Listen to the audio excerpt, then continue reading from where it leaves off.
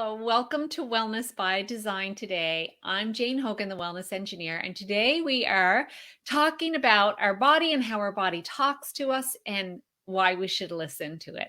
I'm really excited to welcome our guest today, Lyn Delmastro-Thomson. Welcome, Lyn. Thank you for having me. I'm really excited to have you here. I love the blend of things that you use to help your clients who are in chronic pain, which is what my clients are in chronic pain. Most of my audience is in chronic pain and other issues as well. You mentioned some of your clients have anxiety and things like that. And I think these are really common for this age. The audience, my audience is mostly women who are perimenopause or menopause. And I think it's when we get to this stage in our life that things start to happen, right? Yes. And our body starts talking, right? So we need to Loudly listen. at times. Yeah. So I'm just going to tell everyone a little bit about you, Lyn, so they know more. Sure. So Lyn Delmastro-Thomson is a certified hypnotherapist and energy healer using the healing systems of Body Talk and Body Intuitive. She is also a speaker and author of the Amazon bestseller, You Are Not Your Diagnosis. Love that. Lyn holds a master's degree in somatic psychology and has completed additional specialized training in biofeedback, therapeutic yoga, and Reiki. After being well, actually, we're going to hear about your story. I'm going to come to that. So through her one-on-one work with clients over the past 10 years, Lyn has helped hundreds of women reclaim their lives and health after receiving a life-changing health diagnosis. Many of her clients have been able to decrease or eliminate certain prescription medications, as well as increase their energy and stamina. So I love all that work that you're doing, all that blend of energy work and the hypnotherapy and everything. Really exciting, Lyn. I also want to say welcome to the audience. If you're watching the live or watching the replay or listening to the podcast, whatever it is, welcome. If you have any questions, type them in whatever chat or comments you have available to you on whatever platform. So, Lyn, let's just hear a little bit about your background. I started to read it there. So you said you misdiagnosis, and that's what brought you into this line of work. So let's hear a little bit about that. Yeah. So, kind of my journey with my healing process myself started when I was in my mid 20s. And I was actually scheduled for elective surgery, going to have a breast reduction. So, nothing that was, really wrong with me, just something I was choosing. And what happened was basically right before the surgery, my pre-op blood work returned some abnormal results. And so the surgeon had to cancel my surgery. And I kind of went down this rabbit hole of, oh my goodness, what's wrong with me? Like I had no idea because I just thought, hey, I'm going for elective surgery. And in that process, they originally diagnosed me with chronic myelogenous leukemia and treated me for that for 3 years. And I wasn't getting any better in those 3 years. I was actually getting worse. I started to waste away. And actually, people were like worried about how skinny I was. I kind of looked like a human skeleton. Those pictures from that time are just really hard to look at when I come across one, see myself in that, that form that I was in. And it took me 3 years to figure out that it was a misdiagnosis and to get the correct diagnosis. Wow. So what was making you sicker? Was it the medications, or was it that this other thing was not getting treated? I think it was both. So I was having a lot of side effects from this particular medication they were giving me for the CML.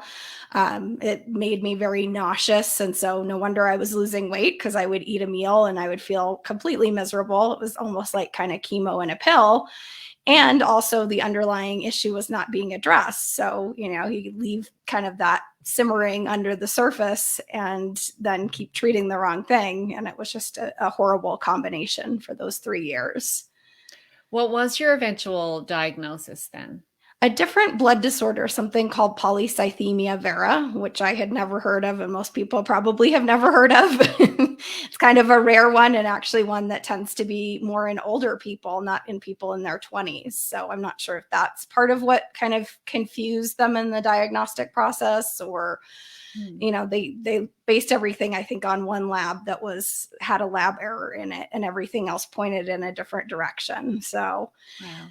very frustrating to deal with the medical system. And I kept questioning, like, why am I not getting better? And everybody kept telling me, don't worry about it, you're fine. Like, this is what you have, keep treating it this way. Wow. So did you eventually, sorry, I can't remember the second diagnosis, but did you eventually get that cleared up? Well, it's actually a chronic blood disorder. So it's Okay. something that's kind of a genetic thing, which, most things actually health wise aren't genetic. Most things are, since I know you talked with Bruce Lipton, most things are epigenetic. I'm one of Yeah. the few people that has a genetic component to it, but I have seen it heal and shift and change through just doing energy work, like needing less treatment. And Mhm. and I believe anything's possible. I believe it can heal no matter what. Yes, I do too. So let's talk about, well, your body talking, right? So your body talking through pain or a chronic any chronic condition, an illness, or just even undiagnosed things like we know we're not feeling right, but we don't know what it is. Right. What when you say your body is talking, are you listening? Um, how should we listen? Yeah, well, I like to start out by saying, your body, remember, it doesn't have words to talk to you when something's wrong. It would be much more convenient if, our body could send us a text or, give us a phone call and say, that thing that you're eating constantly really is not sitting well with me, or, you're dehydrated all the time. Maybe you should drink more water, but our bodies can't tell us that. So we start having different symptoms. And I think we've become really culturally conditioned to, just reach for something to make those symptoms be quiet.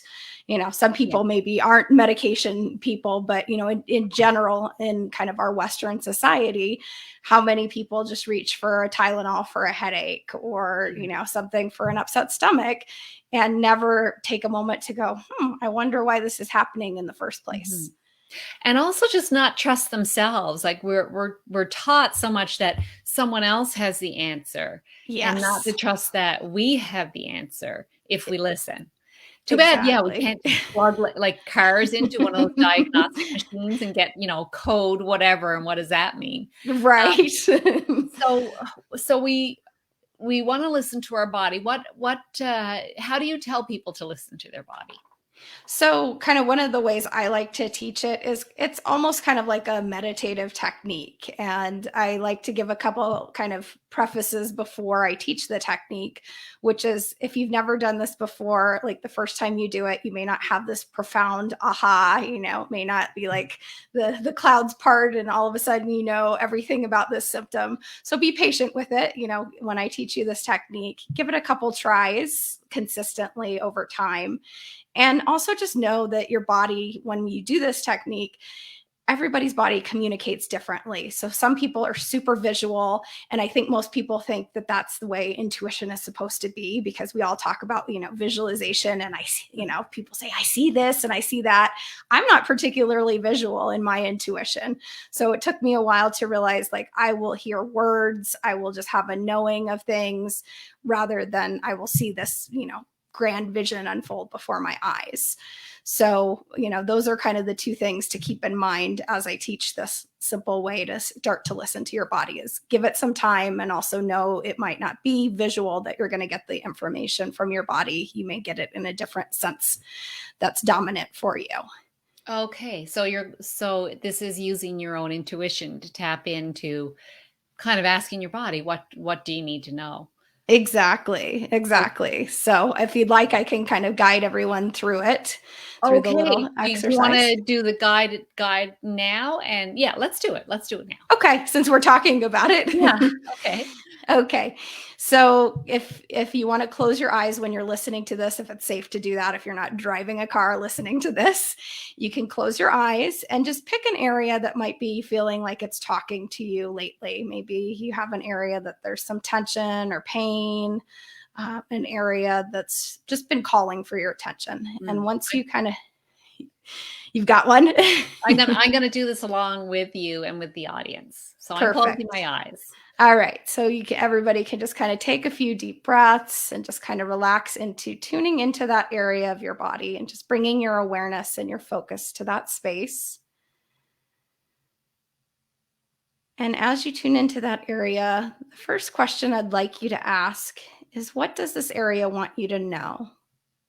So just say, wherever you're talking to, what do you want me to know? And just be quiet for a moment. If it doesn't come instantly, that's okay. You can even ask it a second time or a third time, just patiently. Patiently is always good instead of kind of demanding the answer from your body. Just allow whatever wants to bubble up, but to bubble up. And if nothing does right now, that's okay too. And then the second question that I often like to ask is, what does that area need from you? So what does it want you to know? And then what does it need from you? And just be, again, receptive to however that wants to come, in whatever timing that information wants to come to you.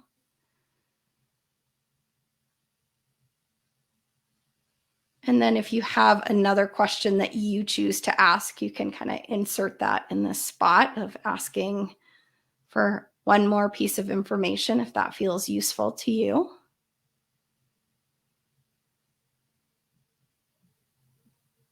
And then as you feel complete with that process, just thank your body. Even if you didn't get anything, I think it's important to thank your body for just being present with you.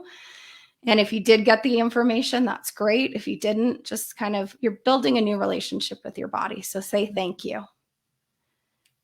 And then you can just, when you're ready, gently open your eyes. And how was that for you? That was really, really good. I think I'm used to doing some intuitive types of things, Lyn. And so I'm used to kind of accepting that first thought that comes into my head, like the first, very, very first thing. Would you say that's a good thing to do? I think so. I think, a lot of people get into their heads when they're new at this of, is that the right thing? Am I making something up? And usually I think the first thing that we get, I've learned to trust that too with my intuition, is whatever kind of comes up to the surface and bubbles up first. That's usually correct, and if it's not, your body probably will keep giving you the message. And the next time you do it, you'll be like, maybe that's not the right answer. But, over analyzing it is not usually super helpful when we're learning this technique. It's just kind of great to drop in and just say, I'm going to trust this. I'm going to trust my intuition. I'm going to trust my body. Well, I was talking to my wrist because I've been really busy. I told you just before we started that I've got a summit coming up. Yes. So I did 50 interviews and there was a lot of work associated. So I was at my computer a lot, using my right hand a lot because I'm right-handed, and I sort of got like a bit of inflammation there now for sure, carpal tunnel-ish. So I was talking to my wrist is talking to me. So I was asking my wrist, and the first thing that came to my head was, I need a rest. Yes. Which it sounds like it probably does, right? Yeah, I need a rest. And with the question, what do you need from me? It was like a rest, ice, and love, just love. Love, probably. Yeah. Gratitude for all it's doing for you and all of that work too, So I think we forget sometimes to thank our bodies for what they do for us. I mean, really taking us around everywhere, doing all these things is pretty amazing what our bodies do. So showing the gratitude is good too. So thank you so much for that, Lyn. Yes. Yes. And I always just think of it as like this process, if you're new to it, is like building a new relationship with your body. Something that we haven't been taught how to do, but it's really great to kind of like develop a new language with your body and say, hey, I'm going to sit with you. And I encourage people who are new to do it, daily, basically make time each day so that you kind of build it like a habit or a muscle, that it becomes easier and you learn to trust it and your body gives you more information. So if anyone who's watching or listening has tried this and something came up for you, if you feel like sharing it, you can go ahead and share in the comments. I really love these types of practices, really like tuning into our bodies and kind of thinking of, this is how I've come to think of it anyway, Lynn, thinking of my body and parts of my body even as being almost like a child that needs some loving attention, or a pet Right. that needs some loving attention. And we've sort of, it hasn't had the attention that it's needed, and that's why there's issues showing up. Right. So there could be issues like that. I know you're into, and I'm really into this as well, the emotions and Yes. emotions that are linked with pain or parts where we're having problems in our body. So let's talk a little bit about that, the emotions and Yes. problems. Yeah, so from a kind of a perspective of even just science, like if you look at the work of Candace Pert, who studied actual molecules of emotion, Yeah. whatever we don't process actually gets stored in our bodies emotionally. So, if you have something that you say, I don't want to deal with, which I think we all probably at some points in our lives have said, that's too much. I'm going to kind of put that in the closet for later. Yeah. Our bodies literally will hold on to that in the different tissues. And that's why sometimes too, we just get like a pain out of nowhere in our body. And we're like, that was actually what brought me into body talk. Was I got a pain in my left knee out of nowhere, and I woke up one day with it, and I said, this is really weird. I didn't hurt myself, because that's the first thing we go to usually when we have Right. pain, is like, did I fall down or bump into things, or lift something or tweak it? And I was like, there was nothing I did. I just woke up one morning and I had pain. Mm. And when I finally was able to get help in understanding it, because it actually took me quite a long time with that particular pain to figure out what was going on. It took me a number of months, because I was trying to deal with it holistically. I didn't go to the doctor, but I was trying to deal with it with, movement therapies and chiropractic and massage and acupuncture. And none of those were resolving it, because it was emotional. And so when I finally tried body talk for the first time, and we figured out the story that my knee was telling, which was of a trauma I had just been through, but I didn't realize, like, I made no mental connection. Oh, that thing was traumatic. Then the pain actually went away like instantly. I got up off the table after my first session and I was like, this pain that's been there for 3 months is gone. What the heck? Wow. That's quite a story. And yeah, you mentioned Candace Pert and the molecules of emotion. Like, these really are emotions create chemicals in the body. And if we don't kind of like literally process them so that they are released from our body, they do get stuck in the tissues. And I think that's Yes. something most of us aren't really aware of. And No. also, some of these things could have happened, like it could be events that happened when we were really little too, that we just kind of Yes. hung on to as well, and it could be stored in the body. And also, like, what's the role of the subconscious mind in all this? I know you work with hypnotherapy, so you Yes. are working with the subconscious mind. So how does the subconscious mind come into play with like these chronic conditions that don't leave us? Yeah. So a lot of it, from kind of the way I work with the subconscious mind, is about beliefs that we've developed over time. And most beliefs that we have, they say we developed a lot of those beliefs when we were small children. So we Yeah. don't even really consciously think we're running these programs every single day and thinking the same thought over and over. Yet our subconscious mind is like playing it like this loop. Yeah. And I think a lot of times too, with chronic health conditions, that's kind of where we come into that. You were in a doctor's office perhaps, and you got a diagnosis, and we heard the message of, this is a chronic illness and it's never going to go away. And even if you're somebody who maybe doesn't completely align with that, I know for me, when my mind heard that from the doctor, there was some level that it did attach to that, that it was like, oh, this Yeah. is bad. This is scary. It's never going to go away. And if you don't kind of take the eraser to that and kind of reprogram the subconscious mind into new beliefs that, my body is healing all the time, my body is amazing and can do whatever it needs to do to heal, then you can do all of the things, in your conscious daily life. And yet that subconscious belief can still be sabotaging your results. So aside from hypnosis, what are or can we do what are self-help techniques for people?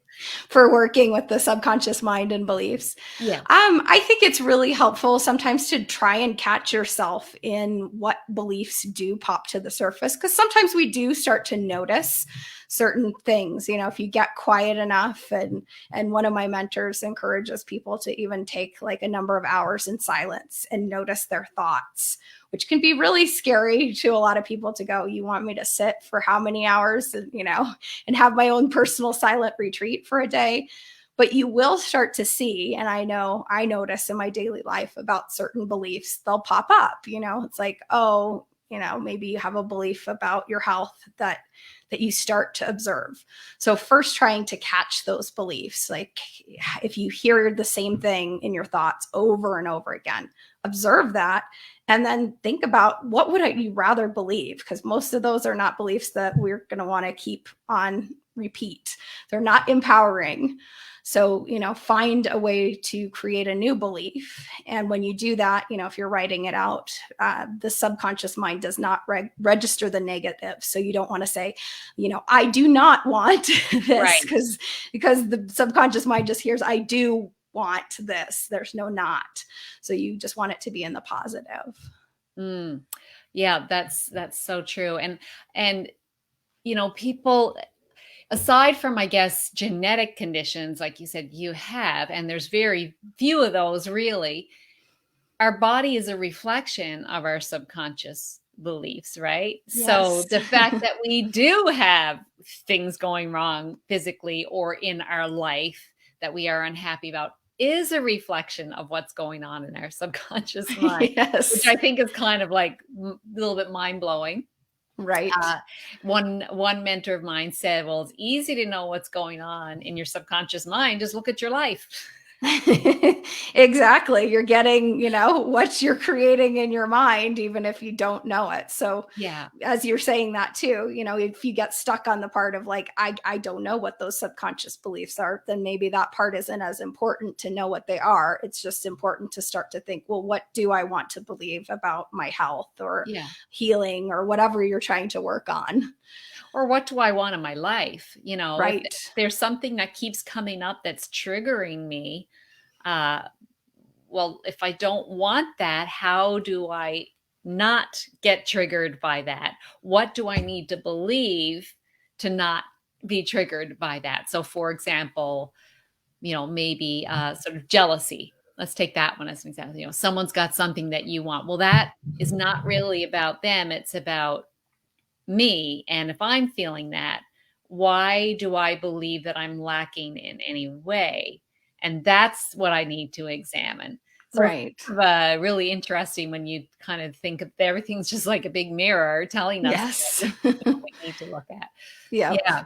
Yep. Okay. People So triggering us is usually it's not about them, it's about us. yeah, I know. It's so simple. It's so simple. But it's easier to blame other people, right? Oh, so It's easy. And we were sort of brought up to believe that, like, look for the other thing to blame something on. And really that's so disempowering for us, right? right.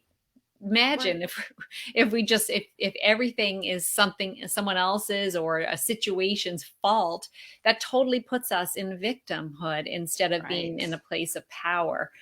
So which is actually where we really are if you listen to any of the quantum physics or learn even a little bit about quantum physics and the way the world really works, that we are the Exactly. ones in power. So that's kind of fun. I love all that stuff. Are you into quantum physics as well? Yes, yes. Yeah. Body talk is very much kind of based in quantum physics. And I follow a lot of people like Bruce Lipton and Joe Dispenza who talk all Yep. about that as well. So, Yes, yes. Love Joe Dispenza's work as well, and Sue Morter. Are you familiar with Sue Morter? I'm not, no. She wrote a book called The Energy Codes, and Okay. it's based in quantum physics and other stuff as well. But yeah, it's all about creating, like, really your body's a reflection of of your thoughts and what you created. So you just like create a new one and create new thoughts, and then your body will change as a result Nice. of that, right? Beautiful. Yeah, yeah, I love that work as well. So, okay, so you talked about affirmations as being one way we can reprogram the subconscious mind, and Mhm. they should be in the not in the negative, always in In the the pause. affirmative, in the Yep. positive.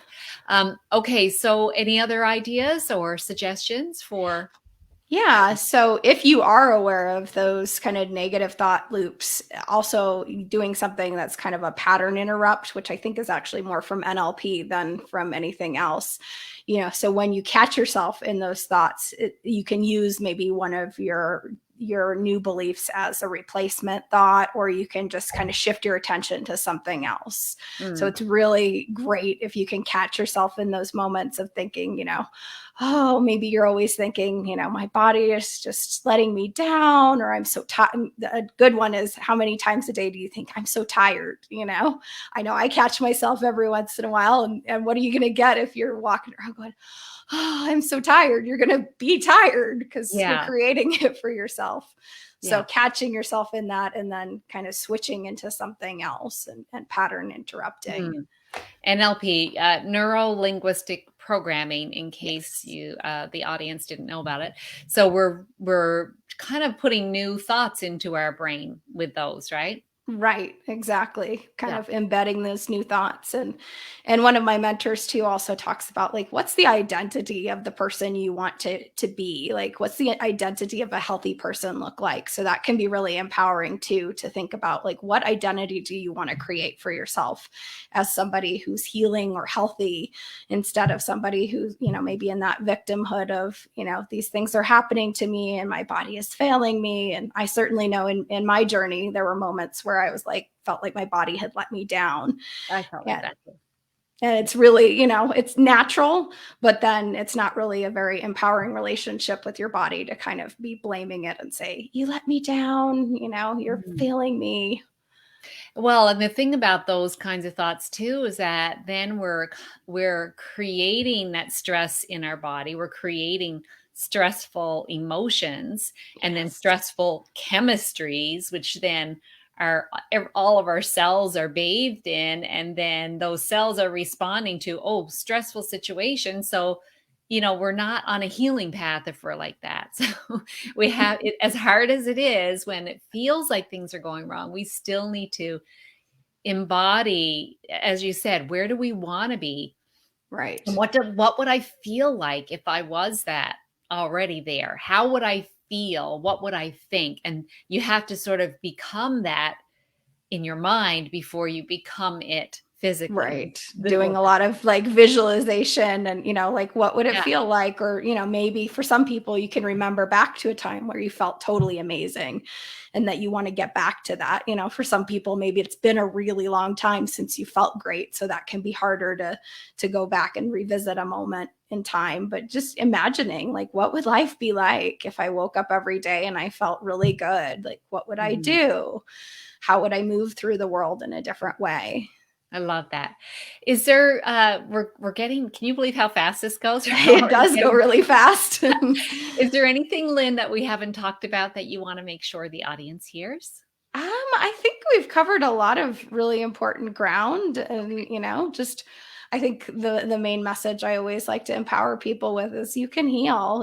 Just believe that.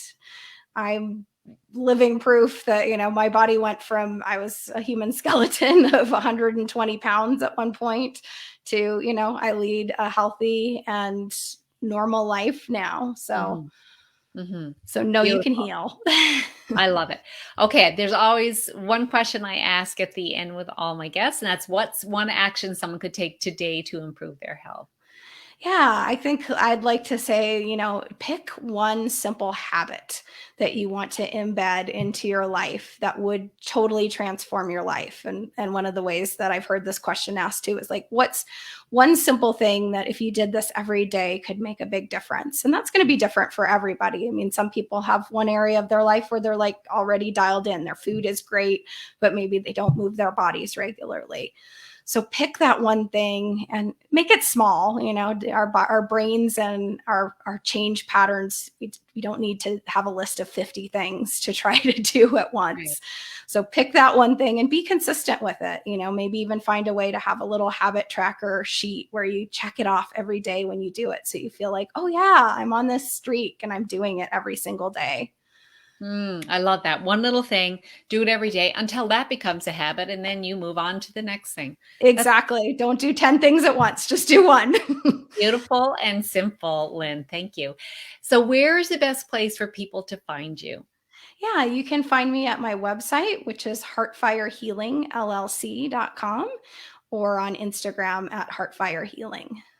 Okay, Heart Fire Healing. Yes. Perfect. Okay, well, thank you so much, Lynn, for being a guest on Wellness by Design today. Well, thank you for having me. And thank you to the audience for listening and for being here. And I hope you enjoyed that little exercise Lynn shared with us and learned how to listen to your body. So thanks again, and we'll see you next time on Wellness by Design.